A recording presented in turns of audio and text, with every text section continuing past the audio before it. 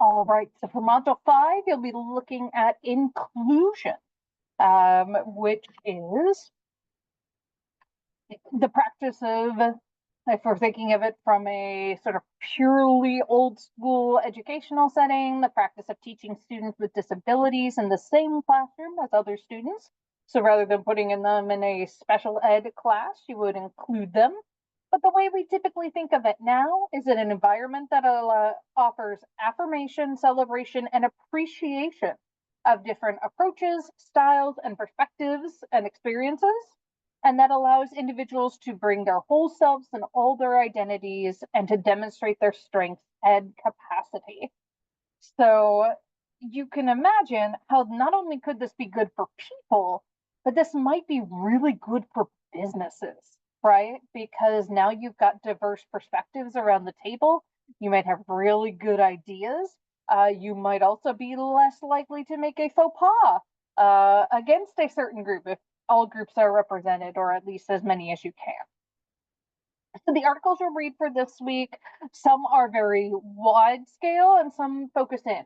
And so this first one, workplace inclusion, this is a scoping review of all the qualitative literature. So this means where they've interviewed people, asked them to respond to things in much longer questions, that type of thing. So there's a reality or perception of inclusion or exclusion at work that people have. And that in and of itself, whether or not the workplace thinks they're including or excluding people, can influence social functioning, health, and well-being of the employees.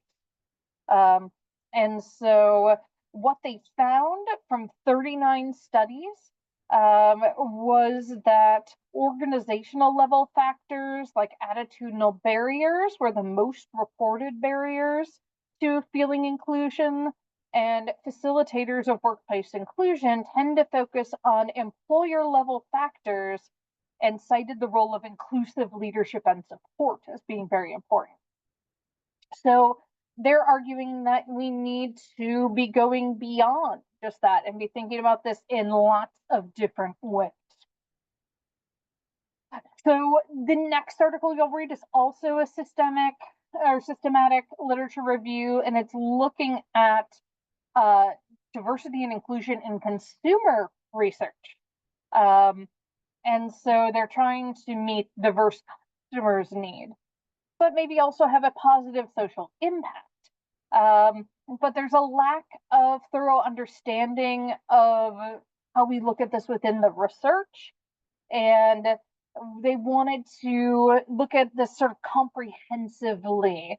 And so they looked at 52 articles, and they found that companies can actively foster inclusion and enhance equity through their policies, but also by not ignoring any sort of stigmatization or marginalization that happens within their workplace. And so it's important that it is emphasizing and impacting on individual, society, and company performances. So this could affect your company's bottom line. Now, in terms of this next article, it's looking at gender in public organizational, and this is quasi-experimental. So what that means is they couldn't actually randomly assign people, but they worked with existing groups. And so what they did here is they did a survey with over 1,000 female federal law enforcement officers. And then they looked at perceived inclusion and its effects on women experiencing disrespect by male colleagues and sexual harassment and discrimination.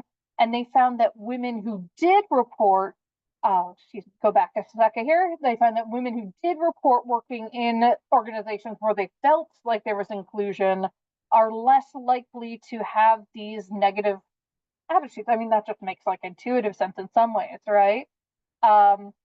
However, they're still experiencing sexual harassment and sexual discrimination regardless of how inclusive the workplace is. So problematic. Next, this article will start to look at some more social psyche ideas. So implicit social cognition. the idea that people have underlying biases, ways of thinking that can influence them in the workplace, even if they are purportedly trying to be inclusive. Um, and so we know, as they're pointing out here, that diverse teams tend to be productive, creative, can help you expand in diverse markets. Um, and so you also, though, have to address this implicit social cognition or unconscious bias that could get in the way of that being effective. And then this is another one talking about that. So stereotype threat is the idea that other that the person themselves who has experienced discrimination may sort of internalize that, and if that is activated in some way, it can mean they'll do less well. So, for example, in studies of students with stereotype threat, if you remind women that supposedly society says you're less good at math, they do worse on a math test than if you don't. And so you'll see that stereotype threat can reduce job engagements and receptivity to feedback, as well as career aspirations. But it also has implications in several different domains. And so they talk about what are some of the strategies that we can use to try to essentially decrease stereotype threat, help people have more self-efficacy. And then the last one I included, I think, is really important in our current culture, where we have ChatGPT and very many things that are very popular. It seems like every website I click on now has its own AI, right?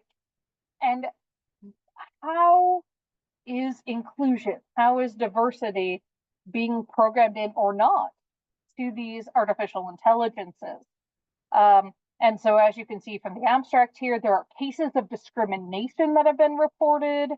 For example, I know AI has a harder time identifying the faces of people of color, even on something like, I'm recording this on Zoom. And during the pandemic, people of color were having a hard time if they were using virtual backgrounds. Like I've got mine blurred here.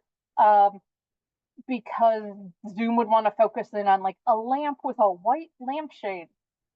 Yeah, problematic, right?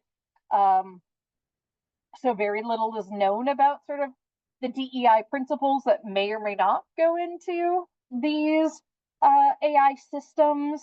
And so they found 46 guidelines, and they're finding principles and practices that are recommended. And so they basically said they should be actionable. These should be something that people are doing rather than just saying are ideal.